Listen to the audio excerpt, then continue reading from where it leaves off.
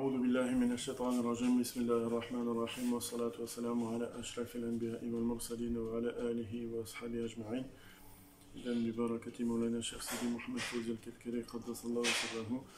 On revient sur ce cours que donnait Sidna Cheikh sur le fait de considérer toujours, quand on considère la personne du prophète alayhi salatu wassalam, Sidna Muhammad, il faut le considérer sous ces trois statuts en même temps, et non pas un seul.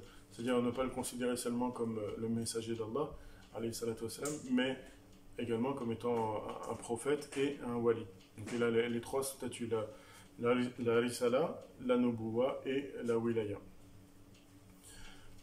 Et donc les trois statuts en une seule personne.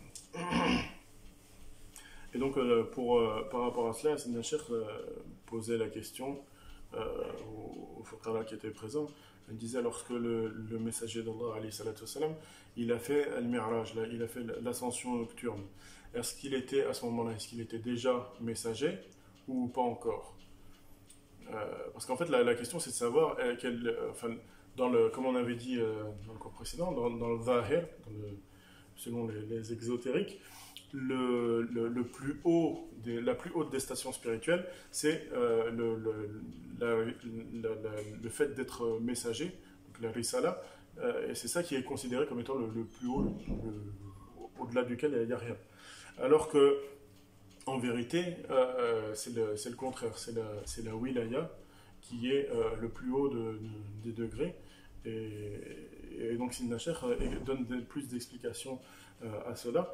Et donc il nous dit, lorsque le messager d'Allah alayhi salatu wassalam, a réalisé le mi'raj, donc l'ascension nocturne, est-ce qu'il était déjà messager ou pas encore? La réponse est oui, évidemment, et puisque avant que ne survienne cet événement de l'ascension, il avait, alayhi salatu wassalam, déjà fait descendre des lois et des sunan, et des choses de licites, d'illicites, etc. Donc il y avait déjà eu des ahkam, des statuts, des lois, des règles de la sharia, donc des choses qui relèvent de la risala, qui avaient été révélées, qu'il avait fait descendre sur terre, donc en tant que messager. Et il ne restait à ce moment-là même que la prière à descendre, à faire descendre, et c'est justement au cours du Mi'raj que le prophète alayhi salam a fait descendre cette dernière règle de la sharia, qui est la prière. Et donc lorsque Sayyidina Muhammad alayhi salatu wassalam a réalisé ce mi'raj, vers où il allait, étant donné qu'il était déjà messager, vers quoi il pouvait bien s'élever? La réponse est évidemment qu'il n'allait pas vers la risala, puisqu'il l'avait déjà, mais il allait vers quelque chose d'autre, à savoir donc la wilaya. Non pas qu'il n'était pas déjà avant, mais c'est ça le but de cette ascension nocturne. Donc le mi'raj, c'est en vérité une nage. Il parle de sibaha, donc le fait de nager dans un monde, dans un univers, dans l'univers de la nubuwa, et puis de la nubuwa vers la wilaya. Et donc lorsqu'il était toujours au cours de ce mi'raj, de cette ascension nocturne, lorsque le prophète alayhi salatu wassalam se trouvait dans l'océan ou dans le domaine, dans le prisme, si on veut, de la nubuwa, c'est à ce moment-là qu'il a rencontré les différents prophètes. Et à chaque prophète qu'il rencontrait, il lui adressait le salam et il attendait la réponse, et à ce moment-là il posait la question qu'il voulait. Et enfin, jusqu'à ce qu'il atteigne la wilaya. Et la wilaya, on voit que c'est la fin, l'aboutissement, puisque c'est le dernier des prophètes qu'il a rencontré, c'est Sayyidina Ibrahim. Et après cela, il n'y avait plus de dualité. Parce que durant tout son voyage, toute cette nage dans le domaine de la wilaya, il était en la compagnie de Sayyidina Jibril, alayhi salam. Mais lorsqu'il a dépassé ce statut ou ce domaine de la nubuwa, eh bien, Sayyidina Jibril lui a dit si moi je traverse, je brûle, je me consume, je disparais. Tandis que toi, si tu traverses, tu traverses. C'est-à-dire qu'après ça, après cette traversée, il n'y a plus de dualité possible. il n'y a que le prophète alayhi salatu wassalam avec lui-même. Donc c'est pour ça qu'il est absolument impossible que Sidna Jibril vienne transmettre un ordre ou une injonction à un wali ou à quelqu'un qui est dans le domaine de la wilaya. Parce que les ordres transmis par Sidna Jibril, ce sont des ordres qui s'adressent forcément dans le domaine de la nubuwa ou de la risala, c'est-à-dire dans le domaine où la dualité est admise, où il peut y avoir ce deux, ou autrui. Alors que dans la wilaya, comme on a dit, la wilaya c'est que le serviteur avec lui-même. Il n'y a plus de dualité, il n'y a plus rien d'autre que lui-même. Et donc si l'individu en est à échanger, à avoir une interaction avec Sidna Jibril, eh bien c'est tout simplement qu'il n'est plus dans le domaine de la wilaya, mais qu'il est soit dans la nubuwa, soit dans la risala. Donc lorsque Sayyidina al-Mustafa alayhi salatu wassalam a atteint Sidrat al-Muntaha, donc qu'on traduit le lotus de la limite, mais en fait c'est la Muntaha, c'est-à-dire là où il n'y a plus de limite, là où il n'y a plus de, c'est-à-dire c'est l'absolu. Et cet absolu, c'est Sidrat al-Muntaha, donc c'est après le dernier ou le plus haut des degrés, si on peut dire, qui est représenté par Sidna Ibrahim alayhi salam. Et lorsqu'il a atteint donc Sidrat al-Muntaha, alayhi salatu wassalam, il n'y avait là ni prophète ni messager, parce que sinon il serait allé avec Sidna Jibril. C'est-à-dire s'il était entré à Sidrat al-Muntaha en tant que prophète ou en tant que messager, il aurait été accompagné forcément par Sidna Jibril. Or, il est entré, comme on le sait, il est entré seul. C'est-à-dire qu'il est entré dans la wilaya cette entrée dans la wilaya du prophète alayhi salatu wassalam, c'est une entrée dans ce monde, dans cet univers, dans cette dimension qui ne comprend nul autre que lui-même. Et lorsqu'il est entré là-bas, il a trouvé, c'est-à-dire qu'il a trouvé qu'il y avait déjà des gens qui se trouvaient là. Puisqu'il a dit, lorsqu'il est entré, il a adressé Assalamu alayna wa ala ibadillahi salihin. Que la paix soit sur nous, ainsi que sur les serviteurs d'Allah vertueux. Et donc, qui sont ces serviteurs d'Allah vertueux? Ibadullah salihin. Ce sont ceux, tout simplement, qui ont atteint ce degré. Ce sont, et Sidna Cheikh le précise, ce sont les awliya de la Itra, de Itratu al-Bayt. Lorsque le prophète alayhi salam dit je vous ai laissé deux choses, si vous y attachez, vous ne vous perdrez pas avec moi. Il y en a une des deux choses est plus importante que l'autre, le livre d'Allah, qui est une corde tendue depuis le ciel vers la terre, et Itratu al-Bayti, donc si on veut l'essence ou ouais, c'est ça, l'essence des gens de ma maison. Et à ce moment-là, donc lorsqu'il a atteint ce degré de Sidrat al-Muntaha, qui est au-delà de tous les degrés, eh bien, il a dit à ce moment-là, je ne peux pas, c'est-à-dire il a adressé la louange à Allah, à l'essence divine, en disant je ne peux pas te louer tel qu'il te sied. Tu es toi-même tel que tu t'es toi-même décrit. Donc voilà, c'est pour ce qui est de ce à quoi correspond ce degré, donc le but de cette ascension. Et alors, Sidna Cheikh dit pourquoi le disciple est incapable de réaliser ce mirage, cette ascension. Eh bien, tout simplement, c'est parce qu'il accorde plus de tardim, plus d'importance à la risala qu'à la wilaya. C'est-à-dire qu'il reste cantonné aux limites des lois et il ne parvient pas à aller au-delà de la lumière de l'islam. Et s'il évolue un peu, s'il arrive quand même avec son cheminement, etc., il avance un petit peu, il parviendra à la lumière de l'iman. Donc en travaillant sur la lumière de l'islam, il arrivera à la lumière de l'iman. Quant à la lumière c'est-à-dire la lumière de l'iman, c'est la lumière de la nubuwa, c'est-à-dire c'est le malakut, c'est-à-dire c'est la lune de l'iman. Quant à la wilaya, Sidna Cheikh dit, le disciple n'a absolument aucune information il ne sait rien à propos de cela. Et donc voilà pourquoi le disciple a des difficultés dans l'extinction de son être pour réaliser le fana. C'est-à-dire, et c'est pour cette même raison, même d'ailleurs, que Sayyidina Moussa, alayhi salam, lorsqu'il a rencontré Sayyidina al-Khidr, il a été mis en échec. Tout simplement parce que Sayyidina Moussa il avait un trop grand tardim pour accorder trop d'importance à la nubuwa et à la risala.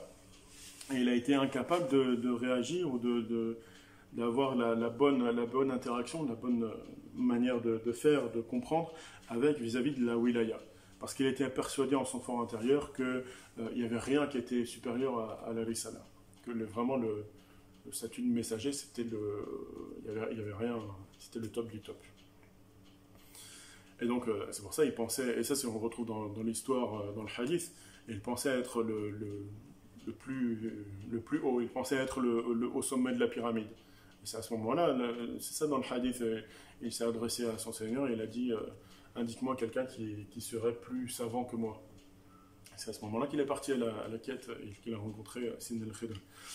Mais en fait, il gardait ça en son fort intérieur, c'était comme quelque chose qu'il avait, sur lequel il ne pouvait pas se détacher, c'est-à-dire qu'il considérait la risala comme étant la plus haute station. Et il ne savait pas, il n'avait pas réalisé, il n'a pas compris que cette risala, c'était seulement l'athar, donc c'est-à-dire la trace laissée par le wilaya. Il n'avait pas réalisé que la haqiqa de la risala, c'est en réalité la wilaya. Et confirmant cela, il y a un verset dans lequel Allah Ta'ala dit dans Surat Al-Isra, Subhanalladhi asra bi'abdihi laylan min al-masjid al-haram ila al-masjid al-aqsa. Il dit donc Subhanalladhi asra bi'abdihi. Donc gloire ou exalté soit celui qui a fait réaliser Al-Isra, donc Al-Isra ou Al-Mi'raj, cette ascension nocturne de nuit, il l'a fait réaliser à son serviteur. Asra bi'abdihi, et il n'a pas dit Asra bi rasulihi, il a fait réaliser ce mirage à son messager, ni bi nabiyihi, il n'a pas dit non plus à son prophète, non, il a dit bi'abdihi, donc à son serviteur. Et c'est une grande distinction qu'il est important de bien comprendre cela, c'est que en fait ce qualificatif de serviteur, c'est ça qui renvoie à la wilaya. Et c'est ce même qualificatif de serviteur qu'on retrouve dans le récit de Sayyidina Moussa, donc dans Surat Al-Kahf, lorsque Sayyidina Moussa, donc il est parti à la recherche de plus savants que lui, il est parti accompagné d'un serviteur, et accompagné de son serviteur, et lorsqu'ils sont arrivés donc au but, فَوَجَدَ عَبْدًا مِنْ عِبَادِنَا أَتَيْنَاهُ رَحْمَةً وَعَلَّمْنَاهُ مِنْ لَدُنَّا عِلْمًا. Donc il a rencontré un serviteur d'entre nos serviteurs à qui nous avions accordé une miséricorde, c'est-à-dire une lumière, et à qui nous avons enseigné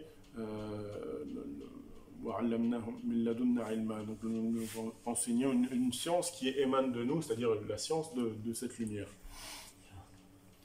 Donc dans le Coran, le qualificatif de abd, de serviteur, ça renvoie au wali. C'est pas n'importe qui. C'est au contraire la plus haute station spirituelle qui soit, c'est donc cette wilaya. Parce que le wali, c'est celui qui a réalisé l'absolu de l'absolu, c'est-à-dire qui est sorti de toute limitation et qui est arrivé à la muntaha. C'est-à-dire qu'il est arrivé là où il n'y a plus aucune dualité ni aucune forme d'autrui. C'est-à-dire là où on ne voit que le Seigneur par la lumière du Seigneur lui-même et où on ne loue le Seigneur que par la louange du Seigneur lui-même. C'est-à-dire concrètement, quand on revient au hadith du wali, c'est-à-dire que le abd, le serviteur, devient alors l'ouïe, c'est-à-dire que Al-Haq subhanahu wa ta'ala devient l'ouïe avec laquelle ce serviteur entend, il devient la vue avec laquelle il marche, avec laquelle il voit, la main avec laquelle il saisit et le pied avec lequel il marche. C'est-à-dire que le serviteur devient à son image. Comme le dit le hadith, Allah Ta'ala a créé Adam à son image. Et c'est ça donc lorsque le serviteur devient à son image, à l'image de l'Haq subhanahu wa ta'ala. C'est-à-dire que ce serviteur parle avec Al-Haq subhanahu wa jal par la langue du Haq subhanahu wa jal. Quant au messager, donc quant au Rasoul, à travers le prisme du dialogue, parce que le Rasoul, c'est ça, il a cette faculté qu'on appelle le munaja, donc c'est-à-dire ce dialogue intime avec son Seigneur. Donc il est toujours dans cette dualité. Mais la finalité pour ce maqam de la risala, la finalité, le but ultime, c'est al-rafiq al-a'la, c'est-à-dire le compagnon ultime. Mais il y a toujours, c'est-à-dire il y a toujours une dualité. On n'est jamais débarrassé de cette dualité. C'est-à-dire que la risala est par essence un message du rafiq, c'est-à-dire du compagnon, du créateur, subhanahu wa jal, dans la mesure où, comme on le disait, le Seigneur implique l'existence ou la considération du serviteur avec lui, c'est-à-dire la dualité. Et pour revenir donc au Coran, un autre récit, c'est celui de Sayyidina Ibrahim alayhi salam. Donc le verset فَلَمَّا جَنَّ عَلَيْهِ اللَّيْلُ رَأَى كَوْكَبًا. كَذَلِكَ نُرِي إِبْرَاهِيمَ مَلَكُوتَ السَّمَاوَاتِ وَالْأَرْضِ. C'est ainsi que nous faisons voir à Ibrahim alayhi salam le malakut, donc ce qui relève de l'océan de la Nubuwa, des cieux et de la terre, afin qu'il soit du nombre des muqinin, de ceux qui ont le yaqin, qui ont la certitude. C'est-à-dire qu'il a vu tout ça par l'œil de la Nubuwa. Et alors il s'est écrié, c'est le verset qui dit il a dit voilà mon Seigneur. Et il a répété cela pour les trois isharat, les trois signes successifs, à savoir d'abord l'étoile, puis la lune, puis le soleil. Et pour finalement conclure, inni wajjahtu wajhiya lilladhi fatara as-samawati wal ard wa ma ana min al-mushrikin. Certes, j'ai voué ma face, ou je me suis dirigé pleinement vers celui qui a créé les cieux et la terre à partir du néant, et je ne suis pas du nombre des associateurs. C'est-à-dire qu'à ce moment-là, il n'y avait plus que, pour Sayyidina Ibrahim, il n'y avait plus que la lumière absolue, sans limite. C'est-à-dire une lumière dans laquelle il a disparu entièrement, jusqu'à ce que sa face soit devenue elle-même, jusqu'à ce que son wajh devienne lui-même min wajhillah, issu de la face de son Seigneur lui-même.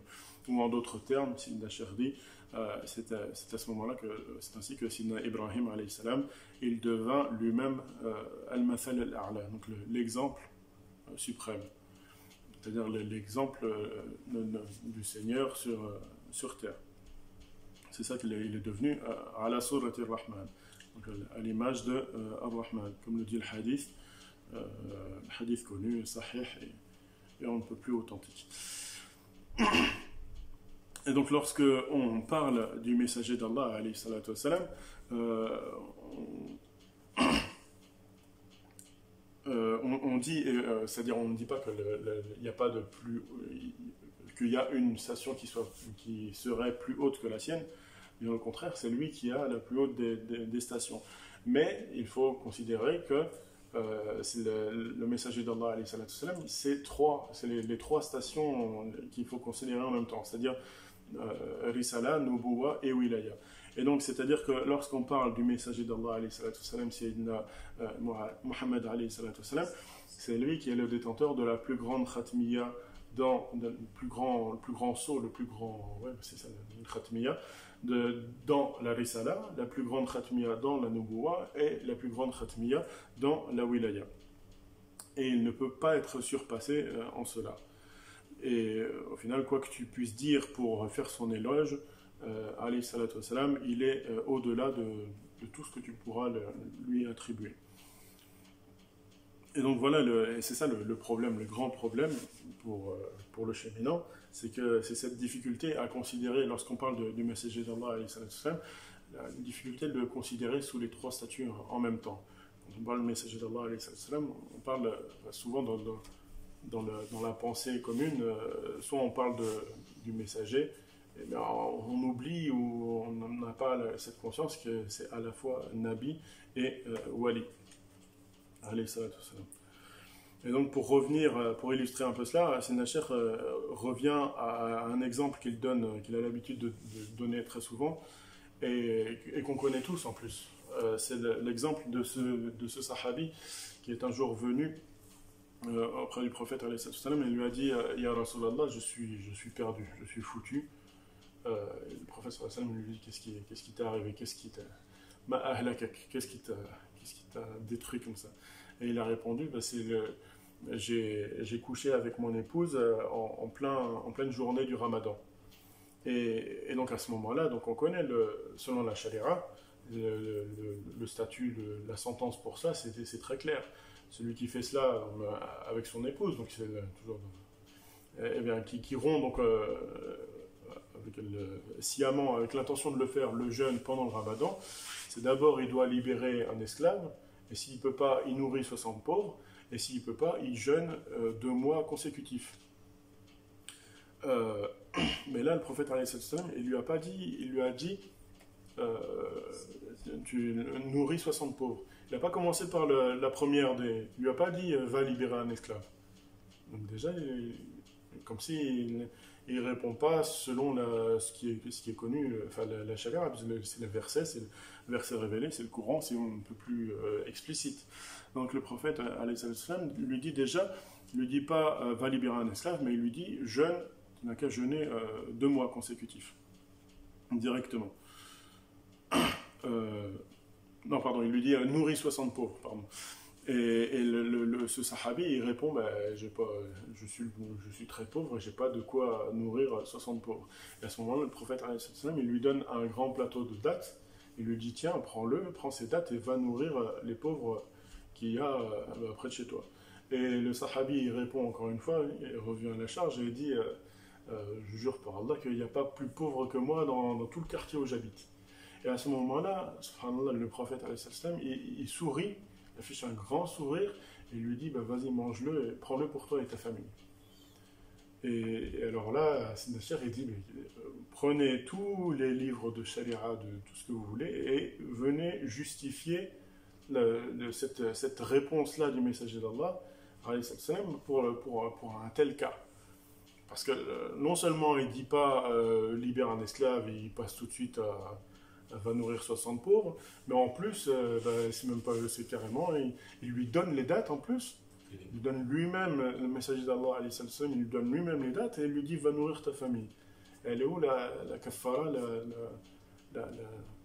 le moyen de réparer c'est-à-dire il vient en commet une faute et au final il sort gagnant sur toute la ligne. Donc qu'est-ce qui, dans la Sharia, peut justifier une telle sentence, finalement, un tel hukm, un tel statut juridique? Donc évidemment, il n'y a absolument rien qui peut justifier quelque chose comme ça. Parce que ici, Sayyidina Cheikh explique, ici, ce n'est pas la risala qui parlait, mais c'était la wilaya. Ce n'était pas le messager d'Allah en tant que messager, mais il parlait, il a répondu en tant que depuis le maqam de la wilaya.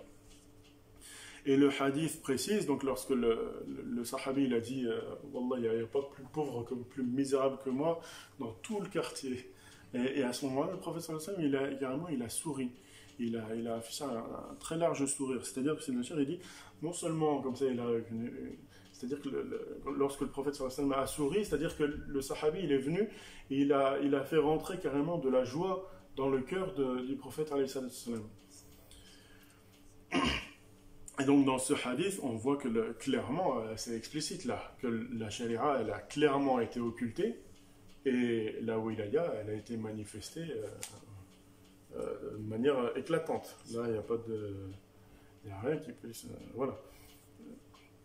Et donc voilà pourquoi Sayyidina Cheikh a dit aux disciples, lorsque celui-ci veut suivre ou entreprend de suivre le cheikh, eh bien c'est qu'il cesse le gros travail, la plus grosse difficulté, c'est d'apprendre à cesser de considérer ses acquis en termes de sharia.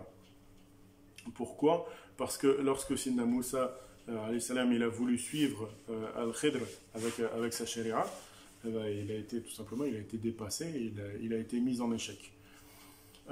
Parce que pourquoi? Ben parce que dès qu'il a été confronté aux actes, il s'est dressé, il a dit non, il s'est insurgé, il a dit pourquoi tu as détruit le bateau, et pourquoi tu as tué un enfant en plus une âme complètement innocente, et pourquoi le mur, etc. Parce que selon la sharia, quand tu détruis un bateau, peu importe qu'il y ait derrière le bateau un roi qui vienne le voler ou quoi, si tu as détruit le bateau, tu payes ou tu vas en prison, ou tu ne peux pas t'en tirer comme ça. Et encore pire, quand tu vas tuer carrément un enfant, selon la sharia plus la sharia Sidna Moussa, il y a le verset كتبنا لبني إسرائيل nous avons écrit pour les enfants d'Israël que l'œil pour l'œil et la dent pour la dent, c'est-à-dire c'est la loi du talion. Donc, pour quelqu'un qui va tuer une âme en plus innocente, selon la sharia, si tu appliques la sharia, la personne elle doit être exécutée, elle doit payer de sa vie un tel acte. Et donc, voilà, c'est pour ça que Sidna Moussa, c'est comme si, en vérité, il avait été incapable de comprendre ce qui se passait à ce moment-là. C'est-à-dire qu'il était lui-même le détenteur de ce tanzil, de cette descente théophanique des règles, des lois divines qui viennent prendre effet sur Terre. C'est-à-dire comme s'il était le réceptacle, le récepteur de ces émissions divines pour les faire appliquer dans le mulk, sur la Terre. Mais il ne savait pas interagir avec la source, le manba de cette descente théophanique, de ce tanzil.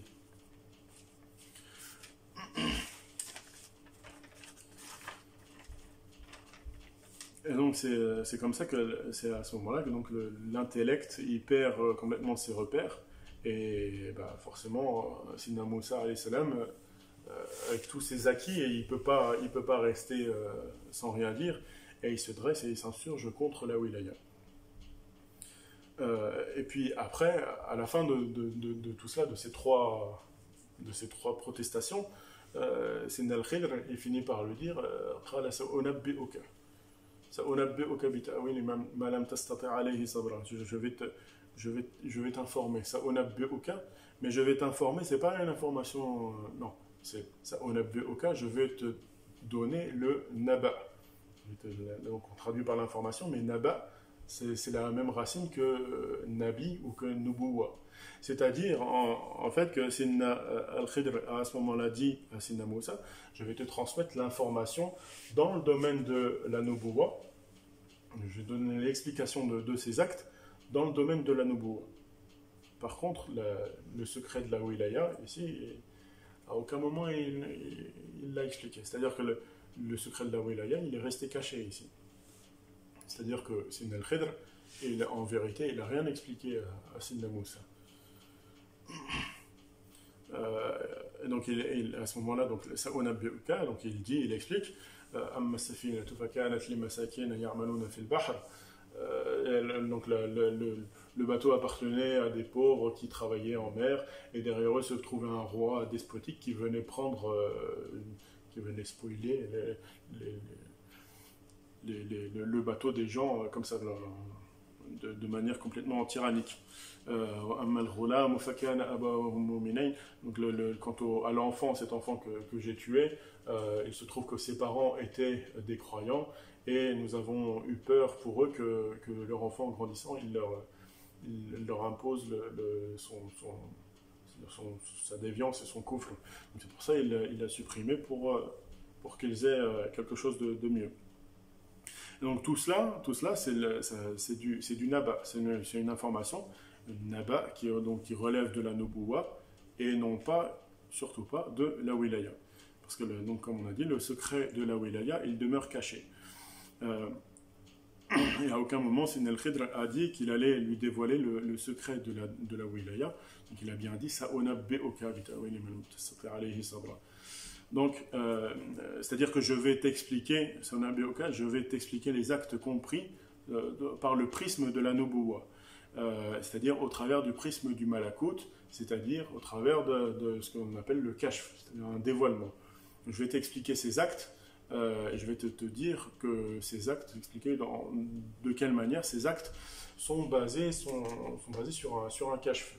Donc j'ai pas agi comme ça n'importe comment, mais j'ai agi selon un kashf, donc un kashf qui relève du malakut, c'est-à-dire un dévoilement qui relève du malakut, qu'on avait expliqué la semaine dernière, avec les images, etc. Donc ça relève du monde du malakut. C'est-à-dire qu'il a reçu par kashf que le bateau il va être volé par un roi, etc. Que l'enfant allait faire perdre, détruire ses parents, etc. Et donc si Sidna al-Khidr, alayhi salam, il avait agi donc, par la wilaya, jamais il n'aurait dit que derrière le bateau se trouvait un roi, ou que il aurait jamais dit des choses comme ça. Donc c'est ainsi que lorsque le faqir arrive ou se présente dans la hadra, c'est-à-dire dans la présence divine, il débarque avec un excès de zèle pour les choses de la sharia, alors que Sinachar dit, disons ce qui doit être dit, la vérité c'est que le faqir ne maîtrise pas la sharia, c'est plutôt une catastrophe ambulante, et il fait tout n'importe comment, et il prétend en plus vouloir appliquer, ou vouloir revenir, ou vouloir se rattacher à cette sharia à laquelle il ne comprend rien et qu'il ne maîtrise même pas. Et donc c'est à cause de cela que lorsqu'il accède au malakut, eh bien il est incapable de comprendre ce qu'il est censé comprendre. Et donc il se dit, quand il est confronté à telle ou telle situation, si je fais ceci ou cela, je vais aller en enfer, et il faut que je fasse ceci comme ceci, et cela comme cela, etc. C'est-à-dire qu'en fait, il retourne tout le temps, il a ce réflexe de retourner se réfugier dans la risala. C'est-à-dire qu'en fait, il interagit avec la wilaya, qui est, comme on a dit, par définition absolue, illimitée. Il interagit avec cette wilaya avec la limitation et le confinement, le taqyid du athar, de la trace de la risala, c'est-à-dire de ces lois, c'est-à-dire c'est même pas la loi, l'essence de la loi de la risala, mais c'est des traces, c'est des morceaux de traces. Donc il est loin de l'essence de la haqiqa de cette risala. Il n'a que comme c'est même pas des odeurs, c'est vraiment des traces, donc c'est physique, c'est inerte. Et il s'attache à cela finalement pour construire sa vie et surtout son cheminement. Donc effectivement, il sera toujours entravé dans son évolution s'il entend avancer comme ça. C'est-à-dire que, pour résumer, en fait, ce faqir, il compte et il se repose sur lui-même, d'ailleurs sur ses actes, et sur sa compréhension ou sa considération de ceci c'est bien et ceci c'est pas bien, etc. Alors que, au contraire, ceux qui ne savent rien à rien, ceux-là, c'est comme l'histoire de cette sainte, je crois qu'elle était en Tunisie.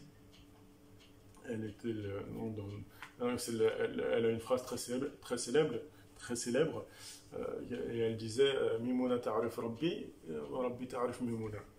Donc Mimouna, elle connaît son Seigneur, et le Seigneur connaît Mimouna. Parce que c'était des gens qui la critiquaient et qui remettaient en question certains de ses actes ou certaines choses. Donc c'était une personne, une personne sainte, mais qui en apparence, qui n'avait aucune connaissance de la sharia et de ce qu'on entend par la sunna. Alors qu'au contraire, donc les gens qui la critiquaient, qui remettaient en question donc, sa personne, eh bien, c'était eux qui ne savaient pas, et elle avait ce privilège, cette connaissance vraiment véritable, de connaître son Seigneur, et du fait que son Seigneur la connaissait. Donc c'est pour ça elle leur répondait Mimouna ta'arif Rabbi, wa Rabbi ta'arif Mimouna.